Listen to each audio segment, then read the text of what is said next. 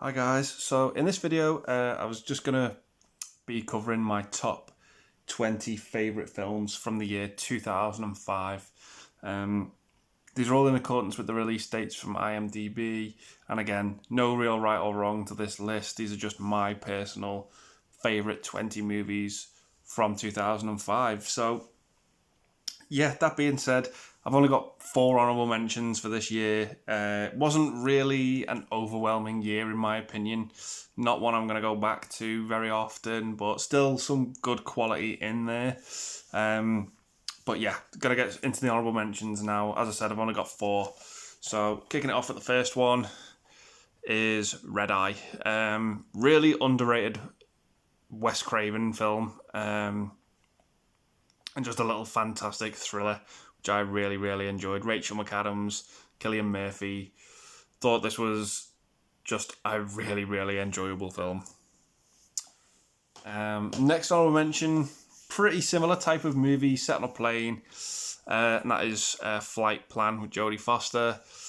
Premise to this was really good. Jodie Foster and her daughter get on this plane. Jodie Foster falls asleep, wakes up, and her daughter's just disappeared, and no one can remember ever seeing her daughter. I just thought it was just a fantastic premise. And yeah, Sean Bean in it as well. Doesn't die in that one. Coming up my next honorable mention is Peter Jackson's King Kong. Very, very entertaining film. Very bloated though, in my opinion. Some scenes do drag on for forever. This is one of those movies with a 3-hour runtime, but you do feel it. It is very, very long. But yeah, as I said, it's entertaining. It has its moments. My last honourable mention is The World's Fastest Indian. This was just a great tale with Anthony Hopkins about him trying to pretty much break the land speed record, and I just thought it was quite fun and enjoyable for what it was. So yeah, there are my honourable mentions. I'm going to kick it off now straight away with number 20. And that for me is Walk the Line. Great biopic, this one. I really, really enjoyed it. Based on the life and times of Johnny Cash. Didn't really enjoy it the first time I saw it, but on second viewing it won me over quite a little bit more. Thought Reese Witherspoon in this was just absolutely great, but I think a lot of people who really do like Johnny Cash just have a little bit of a problem with Joaquin Phoenix being cast in the role. Not that he's a bad actor or anything, just not really a role that was suited to him, but I still enjoyed it and thought it was quite good for what it was. So my next pick at number 19 is a film directed by George Clooney, and that is Good Night and Good Luck. Shot in black and white, this movie looks absolutely stellar in my opinion. Thought it was absolutely superb looking movie, gorgeous looking movie. Is a great political movie this that I was just thoroughly hooked by. Thought it was absolutely fantastic. Great cast in it as well. Just absolutely superb movie. Don't want to talk too much about the plot, but yeah, if you can get hold of this one, check it out. Thought it was great. Recommending all of these movies, by the way, even the honourable mentions. Coming in at number 18 for me is Shane Black's Kiss Kiss Bang Bang. Great buddy comedy movie, this one. Something about Shane Black's dialogue when he writes and directs movies like this one and The Nice Guys, just really engaging, and you know you're going to have a good time and have a blast. And great chemistry between Downey Jr. and Val Kilmer as well. Yeah, Kiss Kiss Bang Bang. Thought it was so much fun. Really, really fun movie. So coming up next for me at number 17 is North Country with Charlize Theron. This was a fantastic drama movie that I was just absolutely hooked by. It follows a woman who gets out of this abusive relationship with her 2 kids, and she basically becomes a miner, starts working in these mines, but her being a woman upsets a lot of people. particularly other miners, and it just creates this sort of hostile environment. It's really, really uncomfortable stuff. Absolute great cast this as well. Jeremy Renner's in this as well, and he was just a horrible bastard in this movie. It was great to see him sort of play that type of role. But yeah, North Country, Charlize Theron, absolutely great again. Great follow-up to Monster. Thought it was just absolutely fantastic. So yeah, fully recommend that one. Next up for me at number 16 is Philip Seymour Hoffman in Capote. This won him his only Academy Award, I think, for Best Actor. Thought he was absolutely phenomenal in this film. Fully deserved the award. Basically follows Truman Capote, who was pretty much writing this book on murder and ended up having to spend time with these two murderers. And he sort of ended up sort of sympathising with them and forming a bit of a bond with one of them. But yeah, it was just, again, another powerhouse performance from him.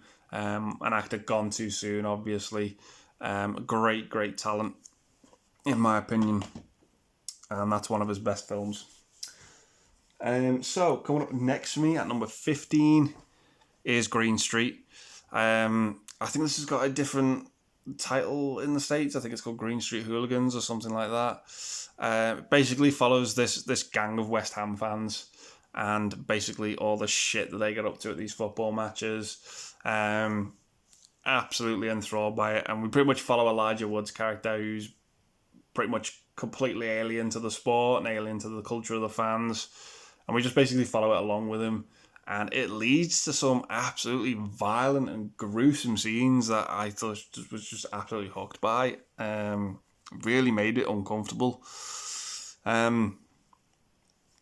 But yeah, if you like those types of movies, really gritty, violent British movies, this one was just right up there and was just a fantastic representation of that genre. So, coming up next for me at number 14 is my least favourite Harry Potter film of all time, and that is Harry Potter and the Goblet of Fire. I do enjoy this movie. It's by no means an awful movie. As I said, it's the weakest in the franchise for me. It is... how do I explain it? The movie follows pretty much this Triwizards tournament. Now, apart from the end of this movie, where a big reveal happens, I just find this Triwizards tournament absolutely pointless and redundant and doesn't serve anything to the plot whatsoever of the entire Harry Potter story. All 8 films, all 7 books. This is basically just a driving force to get to the end of the movie where the real juicy part of it happens. The end of it is the saving grace for me. Won't dare spoil what happens, but there's a big chunk of this film, at least two-thirds of it, that just don't serve anything to the story. It's entertaining, but that's where it starts and ends for me, the good part of it. We get to meet a few good characters along the way as well. But it's, as I said, it's not unwatchable. It's not awful. I just get a bit pissed off when I rewatch the Harry Potter movies and when I get to this one. The book obviously is so much better. A lot more is explained with it. It missed out why in book 6 the Weasley twins can afford their joke shop, which I just thought was really important because you watch the 6th film and it's like, where the hell did the Weasley twins get the money from? It's explained in the book. But yeah, Goblet of Fire, weakest Harry Potter film for me, but as I said, it has some redeeming qualities to it. The end is really good and really strong and is a great stepping stone for what's to come, but getting there was a bit of a struggle for me, so yeah. So coming up next for me at number 13 is 40-Year-Old Virgin. Steve Carell. I thought this movie was just a ton of fun and just absolutely hysterical in parts. Yeah, the waxing scene is probably the most famous scene of this movie. It is just horrible to watch and just painful as well.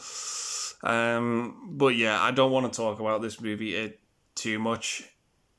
The title alone pretty much lets you know what you're in for with it, and yeah, it's got its funny moments. It's really, really enjoyable, really, really fun. So yeah, speaking of comedies, got another one for my next pick, which is number 12, and that is Wedding Crashers. Owen Wilson, Vince Vaughn basically play these two guys that turn up uninvited to these weddings to basically, as it were, sleep with women.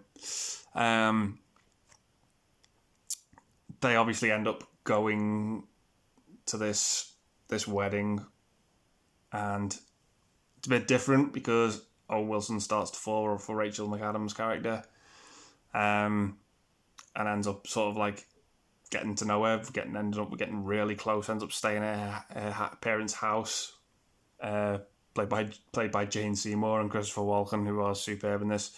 Jane Seymour's still got it. Wow, that woman's really, really attractive. Even in this, I thought she was really good looking in Live and Let Die as well, but, so many years have passed for her to still be that good looking. Just wow.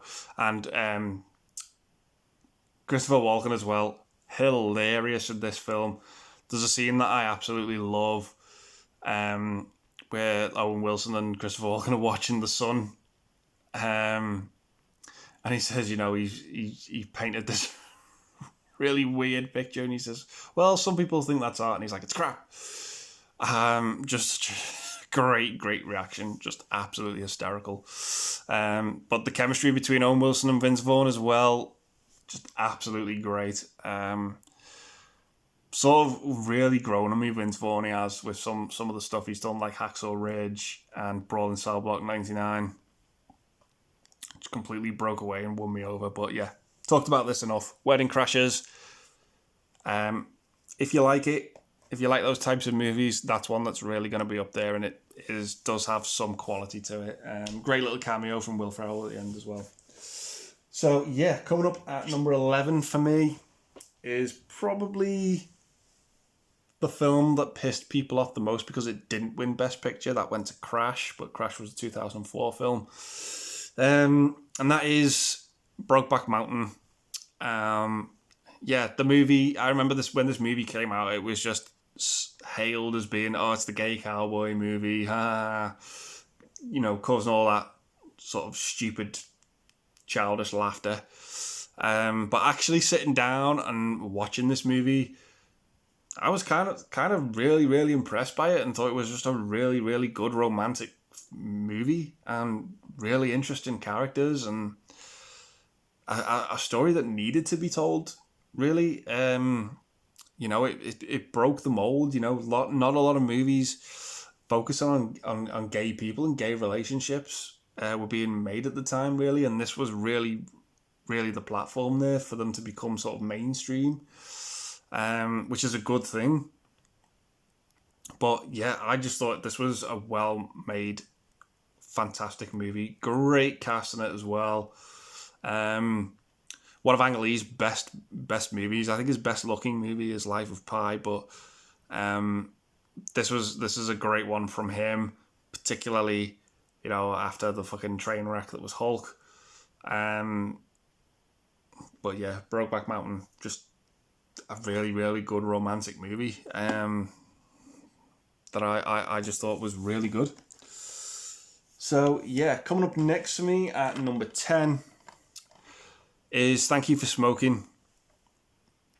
Yeah, this is my favourite Aaron Eckhart movie. He is absolutely on point in this film. He sort of plays the spokesman for this cigarette company, and he's pretty much hounded and hated because everyone hates cigarettes. They hate that they're pretty much renowned for causing cancer. and he's pretty much front and center, the poster person for everyone's hatred towards cigarettes. He is a fantastic salesman in this movie, though. Just can absolutely defend himself when the time comes. But the movie basically follows him and his son and the relationship that they have, and he has to try and convince his son that what he does isn't bad, and he has to be a role model to his son as well. But yeah, I thought this was just a fantastic drama with a great subject matter, great cast to it as well. Really, really good movie. So if you've not seen it, check it out. So my next pick at number 9 is Russell Crowe in Cinderella Man. Fantastic boxing movie, great rags to riches story. Pretty much follows Russell Crowe's character, who's gets called up to be gets pretty much another shot at being a boxer. So he gets into the ring, but he gets a bit of a taste for it and wants to carry on and carry on doing it professionally, and it just becomes this great success in the ring. It's a great Ron Howard movie as well. I know Crowe and Howard had previously worked on A Beautiful Mind a couple of years earlier, but this one to me was just a little bit better, and I really, really enjoyed it. Great boxing movie as well. So, coming up next for me at number 8 is another movie with Jake Gyllenhaal, and that's Jarhead. I really, really enjoyed this movie. Thought it was a great war film. Just sort of more focusing on the soldiers outside of the war, in my opinion, just in the boot camps and stuff like that. Great Sam Mendes movie as well. You know, after American Beauty and Road to Perdition. I think he'd go on to do a couple of the James Bond films after this as well. The scene that sticks out to me, though, when I think about this film is not a comfortable one. It's that scene where one of the soldiers gets into videotape and all the guys are watching it, and it's his wife getting banged by, like, this other guy. I don't know, something about that scene just made me so uncomfortable, and I was like, oh my God, is that really happened? Like, his wife sounds like an absolute bitch for doing that. But yeah, I still enjoyed it and thought it was a cracking war movie. So my next pick at number 7 is Star Wars Revenge of the Sith. Have it in this saga on this Blu-ray set. Revenge of the Sith, easily in my opinion, and I think I'm going to speak for most Star Wars fans here when I say this, it's easily the best out of the prequel trilogy. It cranks up everything that the first two movies in that prequel trilogy didn't. The acting and story are a lot tighter and a lot better. That General Grievous character was just absolutely awesome, in my opinion. I love the fact that he's like this general who keeps the lightsabers of the Jedis killed. And he sort of has training from Dooku as well, which we don't see, but he's able to use the lightsabers to really, really good effect. But I would have liked to have seen a bit more of that in the film. But yeah, obviously it has the Anakin turning to the dark side and his fight with Obi-Wan and becoming Darth Vader full on. Great fight sequence as well between Sidious and Yoda. I thought that was awesome. The Order 66, where we see the Jedi get completely wiped out. Yeah, I just thought this movie was really, really good. Really, really good action movie as well. Just Star Wars coming to a head. Obviously, we have the Immaculate Trilogy, in my opinion, we can watch straight after. But yeah, Revenge of the Sith for me, one of those good movies that has an unhappy ending. But at least the prequel trilogy was going somewhere and building to something, unlike the sequel trilogy. If anything, the positive I can say about that sequel trilogy is it's made me appreciate the prequel trilogy a lot more in a different light. So, yeah. Coming up at number 6 for me is Wallace and Gromit, Curse of the Were-Rabbit. This movie is a ton of fun, and I absolutely love it. I grew up watching those 3 shorts, and eventually we got a 4th one.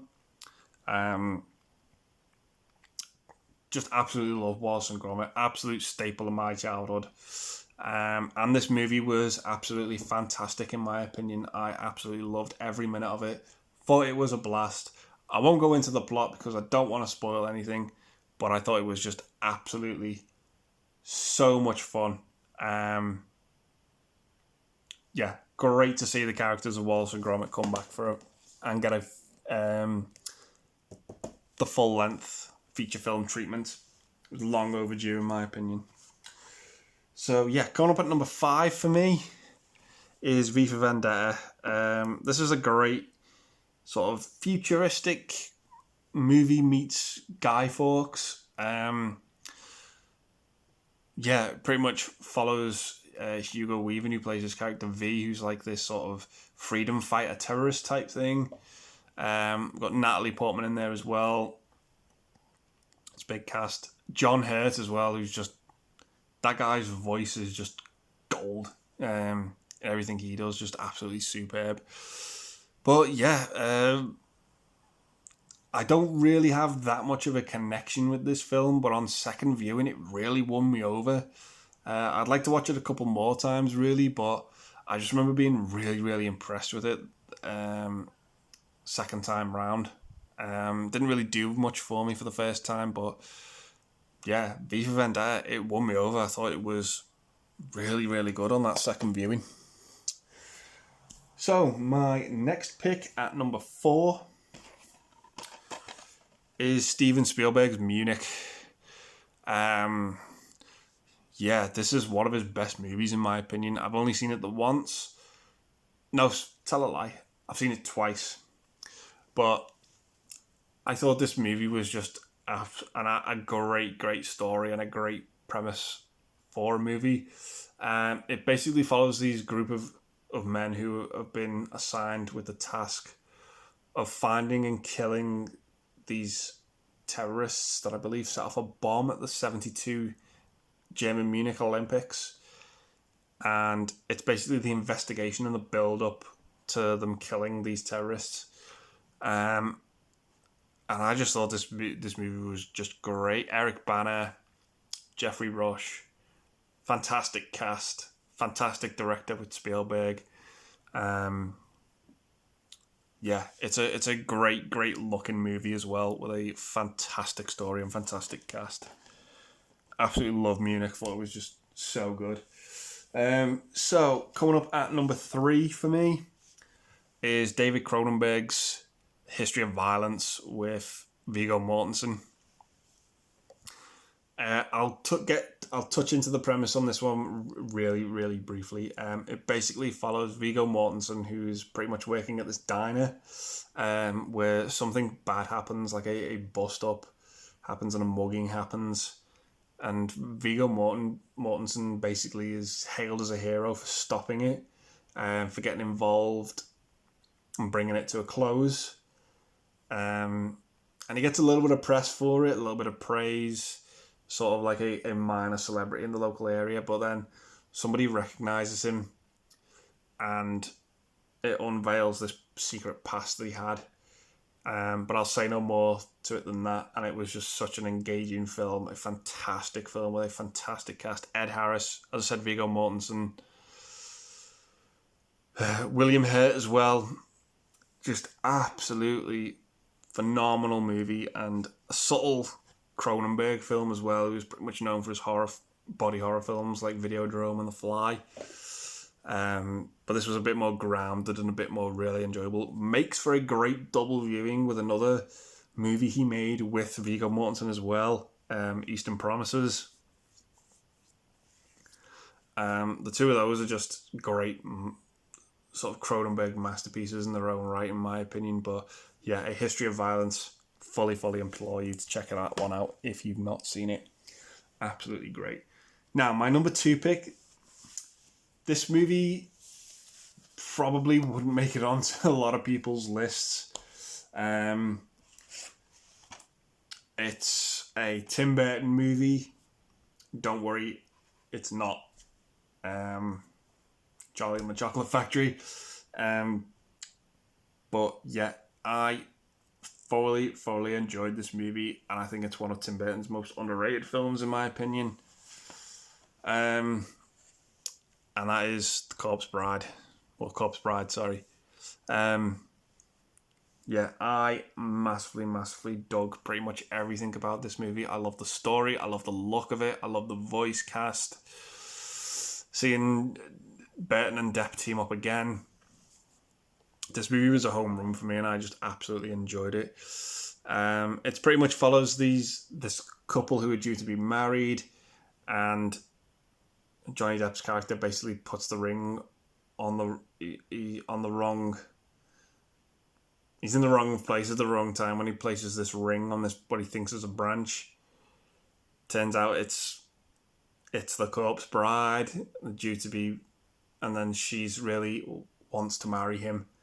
The contrast in this movie between the world of the living and the world of the dead. The world of the living has absolutely nothing going for it. It is just so bland, has all the life sucked out of it. It's just grim, grey looking environment. And the world of the dead is just completely badass. You want to live there. It's just so much fun. Has so much colour injected into it. Has an absolutely fantastic sort of little twist ending for a kids' movie as well. When you find out about the actual bride's backstory and who she was due to marry. I just really dug Corpse Bride. I thought it was just so much fun and the best animated film of the year for me, in my opinion. Massively enjoyed it. One of Tim Burton's most underrated films, in my opinion. Great stop motion as well. So that leads me to my number one pick, which is probably most people's number one for 2005. And that is Batman Begins, the first of the Nolan Dark Knight trilogy. Now, I thought when this movie came out, I didn't see it at the cinema or anything like that, but I thought this was going to be this was the naive 14, 15-year-old me. I thought this movie was a sequel to Batman and Robin. Hands down, I'll hold my hands up. I thought that Warner Brothers had finally decided to make another Batman movie in that continuity, and I had no idea it was its own thing. That was just the naive kid that I was. But yeah, I think as an adult now, and the many multiple times I've watched this film, it was the reboot that was needed, given how dire Batman and Robin was.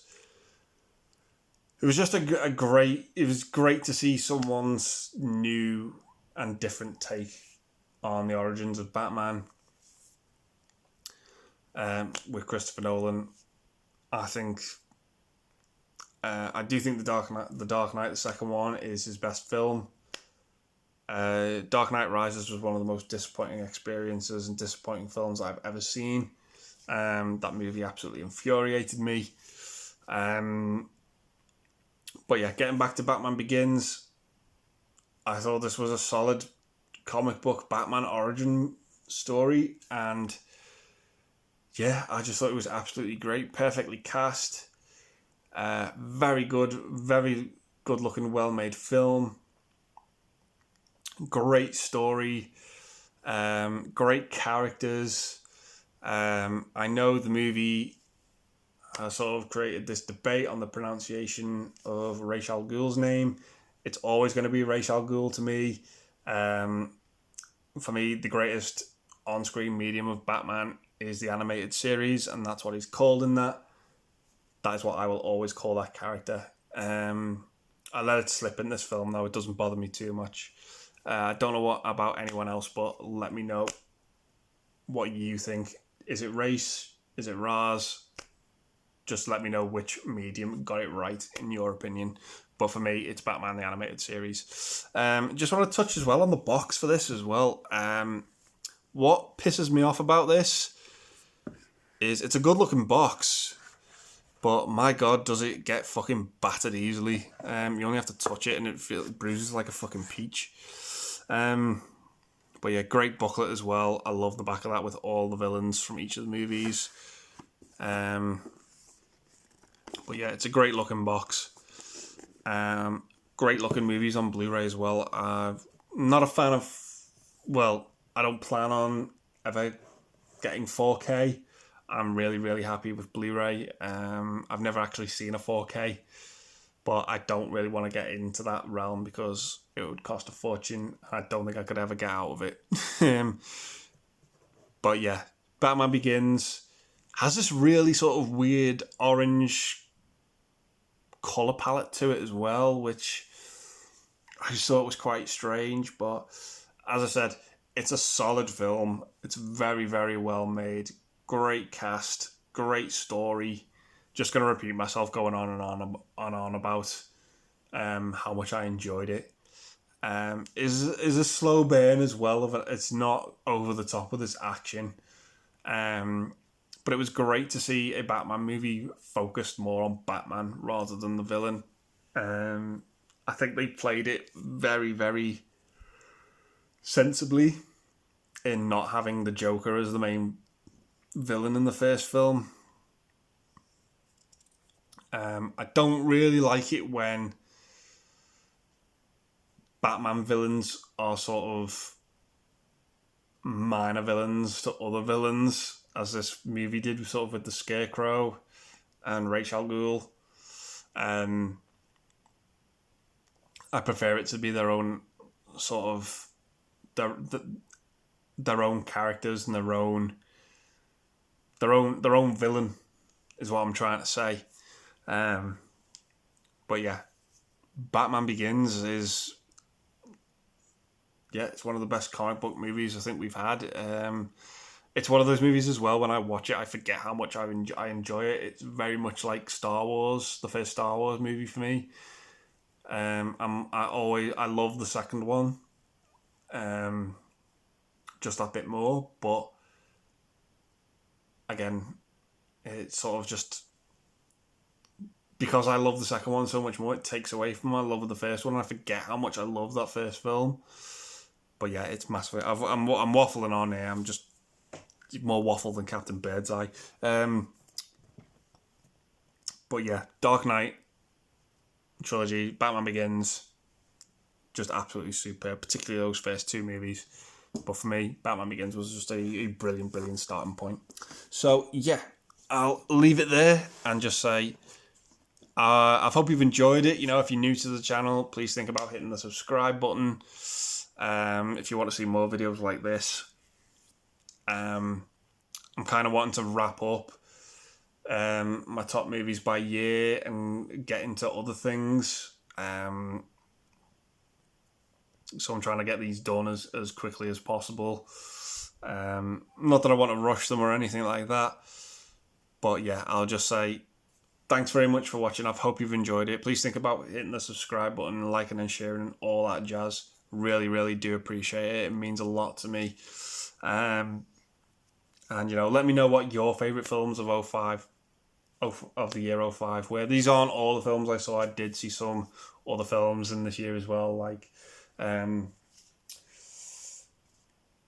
Sin City. And I did unfortunately see Son of the Mask as well, which was just, less said about that the better. But yeah, I'll just say thanks very much for watching. Take care and stay safe.